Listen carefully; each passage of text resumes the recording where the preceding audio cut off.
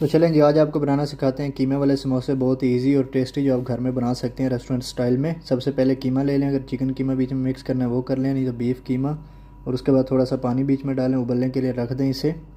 और साथ ही हम प्याज ले लेंगे 2 अदद, अगर किलो कीमा है तो 2 अदद प्याज बड़े, उसे चॉप कर लेंगे। उसके बाद ज़ीरा बहुत ही ज़रूरी है, ज़ीरा।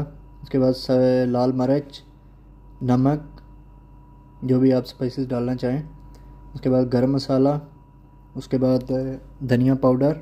इसे अच्छी तरह मिक्स करके इसके अंदर मिक्स कर देंगे। उसके बाद जो हमने प्याज काटा है वो भी मिक्स कर देंगे और इसे अच्छी तरह से हिला लेंगे और इसे उबलने के लिए रख देंगे ताकि हर चीज़ बीच में मिक्स हो जाए और मेल्ट हो जाए। उसके बाद अच्छी तरह से इसे भूनेंगे। जब बिल्कुल पानी ज़ीरो हो गया, बिल्कुल खुश्क होगा, उसके बाद निकालेंगे, थोड़ा सा आटा बना लेंगे।